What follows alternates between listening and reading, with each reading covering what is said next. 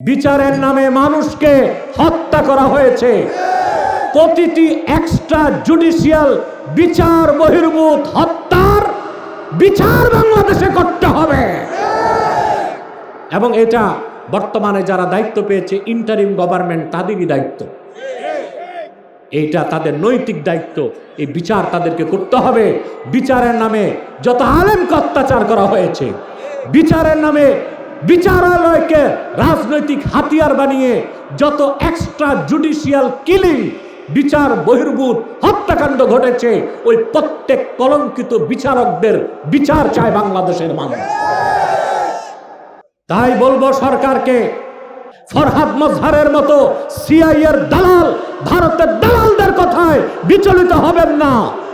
নিরীহ হিন্দুদের প্রতি আমাদের কোনো ক্ষোভ নাই, কিন্তু যারা হিন্দুত্ববাদকে পুঁজি করে বাংলাদেশকে একটা সাম্প্রদায়িক রাষ্ট্র হিসেবে দাঙ্গা সৃষ্টি করতে চায়, কঠোর হস্তে দমন করুন। এদেশের মুসলমান আপনাদের সাথে আছে। এই ছিল ব্যবসা 16 বছর। রাজাকার, মৌলবাদ, জঙ্গিবাদ, যুদ্ধাপরাধী, আর ছিল সাম্প্রদায়িকতা। ঠিক না? মুসলমান সাম্প্রদায়িক? সাম্প্রদায়িক কারা? অন্য ধর্মের মানুষই সাম্প্রদায়িকতা করে। এই যে ধরা পড়ছে ইসকনের সভাপতি, ইসকন উগ্রবাদী হিন্দুদের সন্ত্রাসী সংগঠন। বাংলাদেশে কত রাজনৈতিক দলকে নিষিদ্ধ করা হয়েছে বিগতকালে। বাংলাদেশে একটা সংগঠন আছে খেলাফত চায়, হিজবুত তাহরির, তাদেরকে নিষিদ্ধ করা হয়েছে। অথচ উগ্রবাদী হিন্দুদের সংগঠন ইসকনকে এখন পর্যন্ত নিষিদ্ধ করা হয় নাই। বর্তমান বাংলাদেশে মুসলমানদের সাথে হিন্দুদের দাঙ্গা লাগাবার চেষ্টা করছে উগ্রবাদী হিন্দু সংগঠন ইসকন। আমরা বর্তমান সরকারকে সাধুবাদ জানাই, ইসকনের সভাপতি সন্ত্রাসীটাকে গ্রেফতার করায়। পাশাপাশি নিন্দা জানাই মুসলিম নামধারী যারা আবার এই ইসকন সভাপতি হিন্দুকে গ্রেফতার করায় সরকারের নিন্দা করতেছে। তাহলে বোঝা যায় এখনো দেশে ভারতের রয়ের দালাল আছে। এর মধ্যে সবচেয়ে বড় ভারতের দালাল হচ্ছে ফরহাদ মজহার। এরও আমি ধরছি। এই কুলাঙ্গারটা বলেছিল আরবের ইসলাম বাংলাদেশে চলবে না। আমি বলেছি আরবের ইসলাম ছাড়া তো ইসলামই নাই। এই কথা বলে এই কুলাঙ্গারটা কাফের হয়ে গেছে। ছাত্র সমন্বয়কদেরকে আমি বললাম, ওকে বলো আমি ডিবেটে আসব, অনলাইনে না অফলাইনে, এবং সেটা বিশ্ববিদ্যালয়ের টিএসসিতে ওরে দাঁড় করাও। রাজি হয় নাই। ও আর কি, ওর বাবা দাদা যেগুলো বুদ্ধিজীবী আমার কাছে হারছে। এই ফরহাদ মজহারের সুরতটা দেখছেন? লম্বা কুর্তা, এত মোটা পায়জামা লাগায়, ওটার ভিতর নাতিরে ঢুকানো যাবে। মাথায় কিম্ভূত কিমাকার টুপি, নাভি পর্যন্ত দাড়ি, 3 ইঞ্চি মোটা মোষ, হাসে না কান্না করে বুঝার উপায় নেই। পিছনে সরস্বতীর মূর্তি, সামনে লালনের বেহালা। সে হচ্ছে বুদ্ধিজীবী। আমাদেরকে নসিহত খয়রাত করে কিভাবে বাংলাদেশ গঠন করতে হবে। তোমার মতো মেয়াদ উত্তীর্ণ গাজাখোর বুদ্ধিজীবীর বুদ্ধি নিয়ে আলেমরা বাংলাদেশ তৈরি করবে না। কোরআন সুন্নাহর আলোকেই নতুন বাংলাদেশ পুনর্নির্মাণ করা হবে ইনশাআল্লাহ।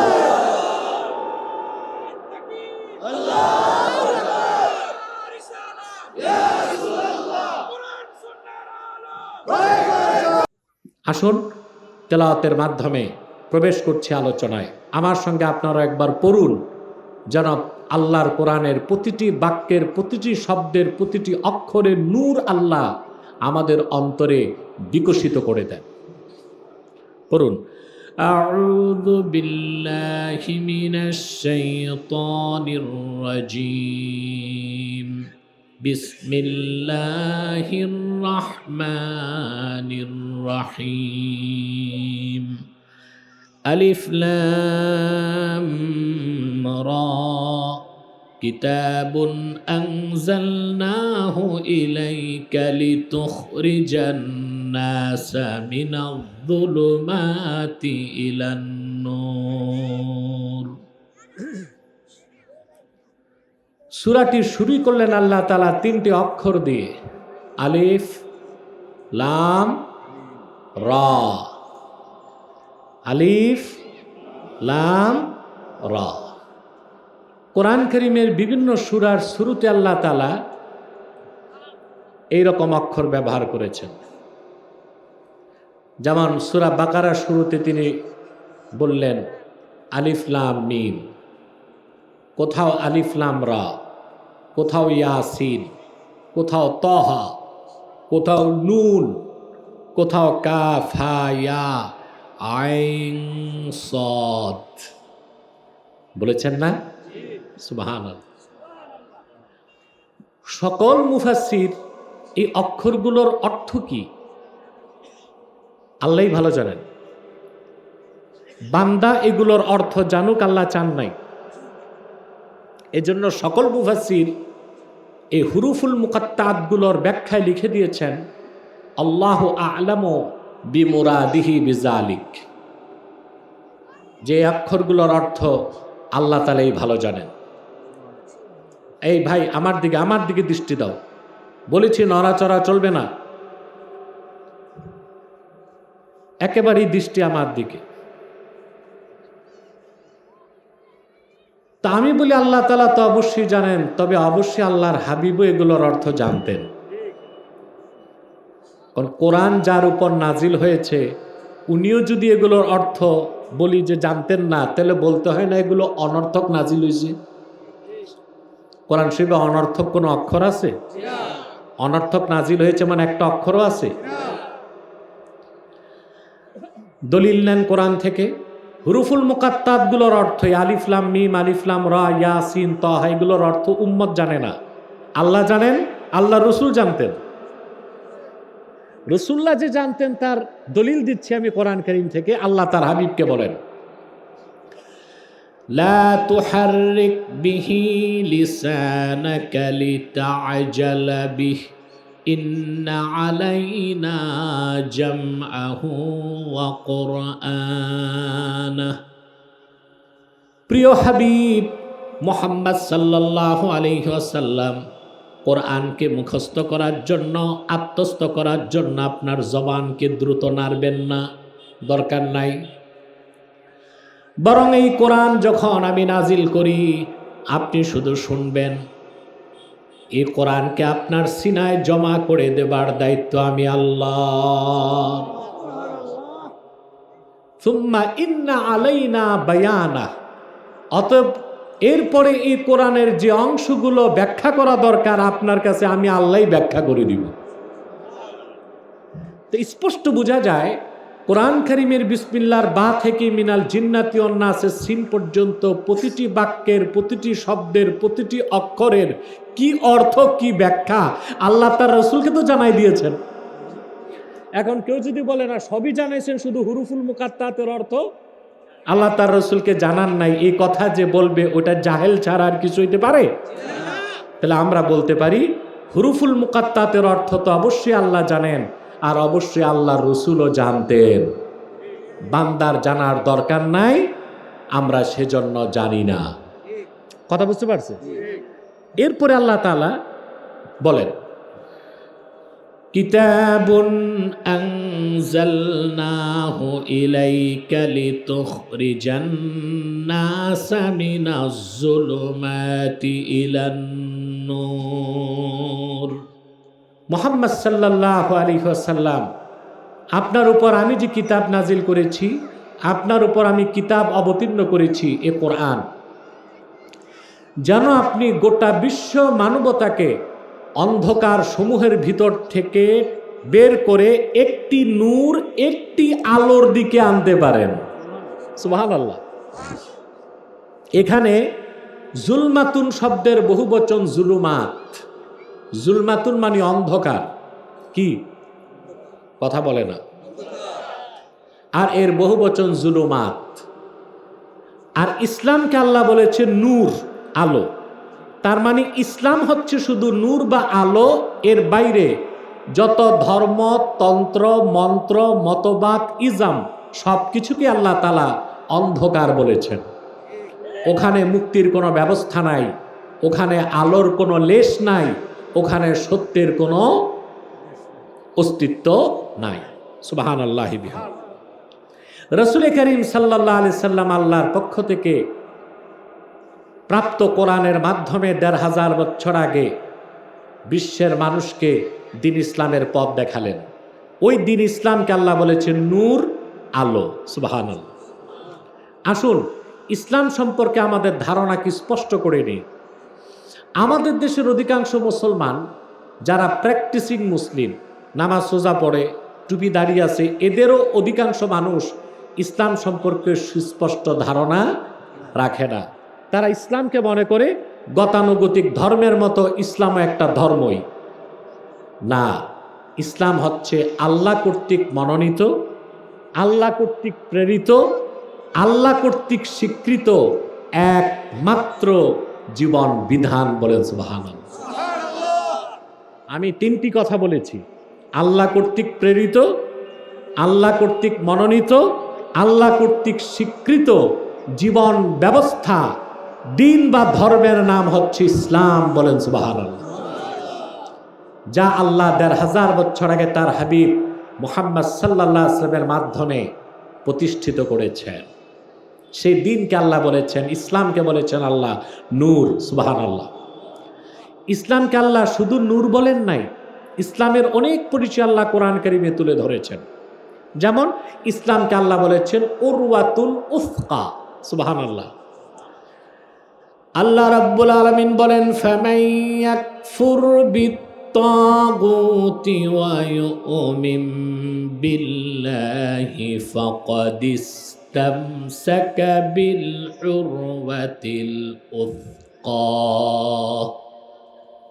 আর যে ব্যক্তি তাগুতকে অস্বীকার করলো, আল্লাহর উপর ঈমান আনলো, ফাকাদ ইসতামসাকা বিল উরওয়াতিল উসকা, সে তো একটা শক্ত হাতলকে ধরলো। লাংফিসাম আলাহা আলা ইনকিতা আলাহা, যে হাতল ধরলো সে, এই হাতল তাকে নিরবিচ্ছিন্নভাবে টেনে টেনে আল্লাহর জান্নাতে পৌঁছায় দিবে। মাঝখানে কোনো বিরতি। ইসলাম হচ্ছে উরওয়াতুন উসকা, আল্লাহ কর্তৃক প্রেরিত শক্ত হাতলের নাম, যা ধরলে বান্দার ফাইনাল ডেস্টিনেশন, গন্তব্য হবে আল্লাহর জান্নাত। বলেন সুবহানাল্লাহ। ইসলামকে আল্লাহ রাব্বুল আলামিন বলেছেন নূর, ইসলামকে আল্লাহ বলেছেন নূরুল্লাহ। শুধু নূর বলেন নাই, ইসলাম হচ্ছে আল্লাহর নূর। সুবহানাল্লাহ বলবেন না? কার নূর? আল্লাহ রাব্বুল আলামিন বলেন ইউরিদুনা লিইউতফিউ নূরাল্লাহি বিআফওয়াহিহিম ওয়াল্লাহু মুতিম্মু নূরিহি ওয়ালাউ কারিহাল কাফিরুন। কাফের মুশরিকরা চায় তাদের মুখের ফু দিয়ে আল্লাহর নূরকে নিভায় দিবে। আল্লাহ পাক বলেন অবশ্যই আল্লাহ রাব্বুল আলামিন তার নূরকে পরিপূর্ণতা দান করবেন। অবশ্যই আল্লাহ মুহাম্মদ সাল্লাল্লাহু আলাইহি সাল্লামের মাধ্যমে ১৫০০ বছর আগে তার নূর ইসলামকে পরিপূর্ণ করে দিয়েছেন। বলেন সুবহানাল্লাহ। করে দিয়েছেন না? চিন্তা করছেন? আদম থেকে ঈসা ১ লক্ষের উপর নবী রাসূল ইসলামের প্রচার করলেন, করছেন না? ১ জন ২ জন নবী। মাইকম্যান সাউন্ডটা একটু বাড়বে, একটু বাড়বে। তোমাদের বসতে বলেছি বাবা, সবাই বসে যাও। না বসার কথা গান গাইয়া বলতে হবে? বসেন, 1 সেকেন্ডেই বসে যান। বাকি যারা বাইরে দাঁড়িয়ে আছে তাদের বিছানার ব্যবস্থা করো, ভাটি পাড়ার যুবকরা। আর আপনারা একটু একটু ফাঁক পেয়ে পেয়ে বসে যান। একজনের শ্বাস আরেকজনের কানে লাগবে। এত পেক হয়ে বসাও যায় না। আমি একটা জিনিস লক্ষ্য করেছি, আজকে আপনারা অর্ধেক মানুষ এসেছেন আমি আসার পরে। কেন?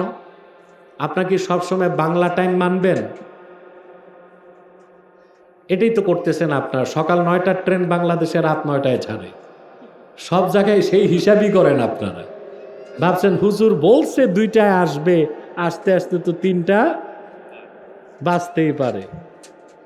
আসলে গাড়িতে আসলে টাইম ঠিক রাখা যায় না, আকাশপথে আসলে টাইম টুম ঠিক রাখা যায়।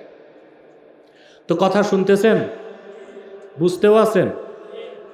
1 লক্ষের উপর নবী হাজার হাজার বছর দিনের দাওয়াত দিয়েছেন, দিন পরিপূর্ণ হয় নাই। কিন্তু আল্লাহর পেয়ার হাবিব মুহাম্মদ সাল্লাল্লাহু আলাইহি সাল্লাম মাত্র 23 বছর দিনের দাওয়াত দিয়েছেন, আল্লাহ দিন পরিপূর্ণ করে দিয়েছে। তাহলে কি বোঝা যায়? 1 লক্ষের উপর পয়গম্বরের মেহনত এক পাল্লায় দিলেও আল্লাহর হাবিবের মেহনতের ওজন বেশি হবে। আল্লাহু আকবার।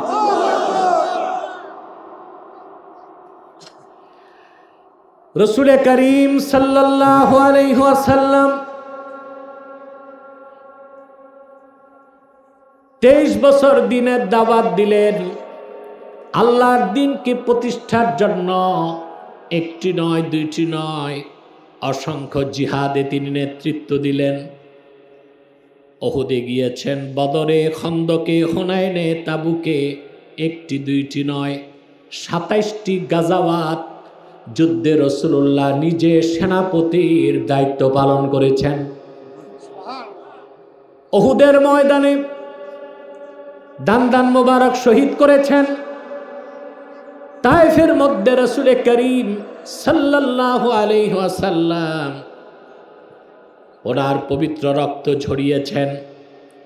23 বছরের মেহনতের পরে আল্লাহর হাবিব যেদিন বিদায় হজ্জে আরাফার ময়দানে উপস্থিত হলেন, আসর নামাজের শেষ সময়, মাগরিব নামাজের কিছু আগে রাসূল করিম সাল্লাল্লাহু আলাইহি সাল্লাম উষ্ট্রির পিঠে বসা ছিলেন। রাসূলুল্লাহর সামনে 1,24,000 সাহাবী উপস্থিত। জিবরিল এসে ঘোষণা করলেন, আল-ইয়াওমা আকমালতু লাকুম দীনাকুম ওয়া আতমামতু আলাইকুম নি'মাতি ওয়া রাদিতু লাকুমুল ইসলামা দীনা। আল্লাহ ঘোষণা করলেন, মানব জাতি, লাখের উপর পয়গম্বর, হাজার হাজার বছর দিনের দাওয়াত দিয়েছেন, দিন পরিপূর্ণ করি নাই। কিন্তু আমি আমার আখিরি নবী মুহাম্মদ সাল্লাল্লাহু আলাইহি সাল্লামের মেহনতের বিনিময়ে আজকে দিনকে তোমাদের জন্য পরিপূর্ণ করে দিলাম। তোমাদের উপর আমার নেয়ামতকে পরিসমাপ্ত করলাম।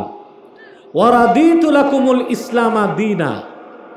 আর সমস্ত ধর্ম মানসুখ করে, রহিত করে আমি দিন ইসলামকে একমাত্র আমার দিন হিসেবে স্বীকৃতি দিলাম। বলেন সুবহানাল্লাহ।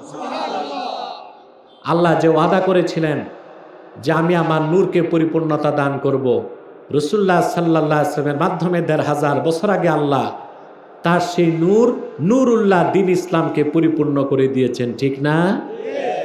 কাফের মুশরিকরা নিবাতে পারছে?